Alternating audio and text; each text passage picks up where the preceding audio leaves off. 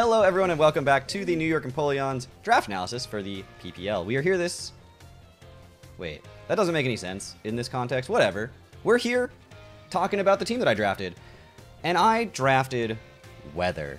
That's right, I drafted snow. Sort of. I drafted a Alolan Ninetales. And I drafted a Beartic. But the Beartic's not even a Terra Captain. So is it really a snow team? Anyway. This team, I will say, before we go any further, was drafted in honor and around Spectrier. You may notice that there's no Spectrier on this team. That is because Spectrier wasn't legal in this draft, but I drafted around it anyway. And the reason for that is that this team is gross.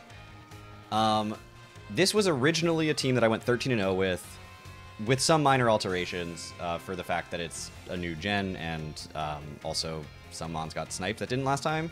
But the original team was Mew, Como-O, Scizor, Clefable, Spectrier. And then 6 more mons. That included Drapion, Quagsire, Torracat, some other stuff. But mostly those 5 came pretty much every week. And we ended up going 13-0 with that team. Como-O got re-released in the DLC. And I said, I'm going to try drafting it again. So I started with Mew, because Mew's the first pick. It has to be. If you don't pick Mew the first pick, you're not going to get it. And then I took Como-O. Why? Why was I drafting on Como-O this whole time? Why, when it got re-released in the DLC, was I so excited? Because this league didn't ban Omni boosting. That's right. There is a fully legal right for me to click the Clangorous Soul button. That's pretty good. 33% of my HP is not that much when it comes to... It's like less than a Belly Drum, and I get an Omni boost, and if I want to have a Throat Spray, I get +2 special attack. Because it is a noise-based move.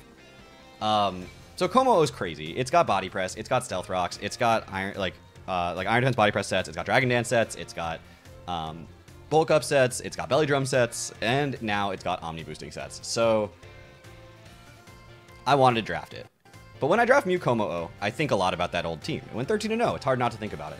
Como-O was the kill leader on that team, too. And it didn't even have Omni boosting. And it only came to like 6 games. So I was like, all right, let me try. And then I realized Spectrier is not legal. And Spectrier was a huge part of that team. I had Como-O Scizor to defend the Spectrier from normal types and dark types. And that was less fun. So then I reevaluated my draft, and I was like, ooh, you know what I could draft around? Hisuian Zoroark. That seems super fun. This actually seems like a good team for it. I've got screen support. I've got options for it to like succeed. And I've got things that, when it's disguised as, are difficult for my opponent to tell.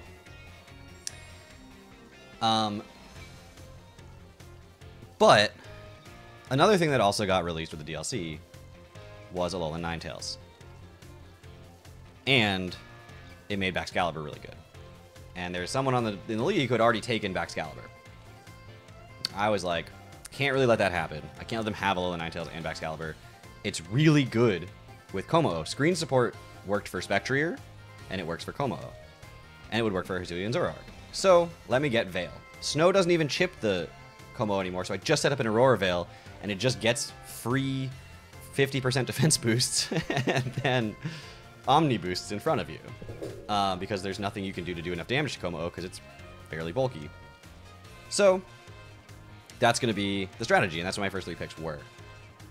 Then I was like, okay, that covers the Fairy. I don't really need Clefable if I've got Alolan Ninetales. I can still take Scizor to defend the Hisuian Zoroark, and Scizor is really good as a Steel type because it's not weak to rock, or it's like neutral to rocks. Most Steel types resist, which means that they can't disguise themselves as the Hisuian Zoroark. But then Scizor got taken, which was sad.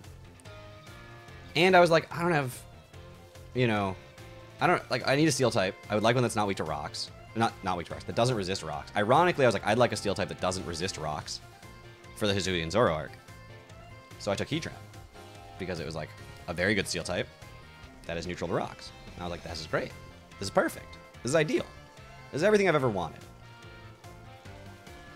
And then Hisuian Zoroark got taken. And that was devastating. That sucked. Because I had kind of planned around it. It's speed tier, it's move pool, it's typing, it's like the way that it plays the game. So after Spectrier was already not legal, and I knew that going into the draft, and I still planned around it, then I planned around Hisuian Zoroark, which also got taken, so we scrounged. Vaporeon picked up Calm Mind, so I took Vaporeon. That's really the logic behind that. Put it behind an Auroraville with Calm Mind and just say, like, here you go, play the game. This is fun. I'm going to Omni Boost in your face, or I'm just going to slowly set up in your face with something like Vaporeon that's never going to die. Donphan was there for removal because I didn't have any before that. And then I finally was like, I should take the Ghost type that this whole team is prepped around. Como-O beats the Darks and the Normals. You know, Mew baits in the Darks and beats them. I should finally take the Ghost type. So I took Gengar because it's the most similar to Hisuian Zoroark and Spectrier that I could find still on the draft board. And then I like ran out of points. At that point, I knew I was going to take Noctowl. I shouldn't say I ran out of points. I took Noctowl. That was the next thing. I definitely took Noctowl without running out of points. That was a guarantee. That was always happening. Noctowl got released. It's a Terra Captain. It's got Tinted Lens, Terra Flying now. Hurricane was already unswitchinable, and now it's like even more unswitchinable.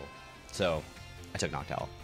Anyway, then I had like 8 points, and I had picks left, and I was like, I have no idea what I want. So I went back and forth on a couple of different like possible sweepers in Snow, just because I have Snow. I was like, you know, I might as well draft something that works with it, a Alolan Sandslash or whatever, but I didn't need another Steel type. So I took Beartic because I didn't need another Steel type. 2 Ice types is sketchy, especially when you pair it with Thundurus, Noctowl. Like, my Rock weakness is pretty substantial, but I've got a Donphan. That's enough removal, right? And then I was like, well, actually, maybe not. So I took Shiftry because Shiftry got Wind Rider, which is super cool. That means if I set up a Tailwind, it's a free Dragon Dance, sort of, +1 attack and +2 speed, which is super crazy.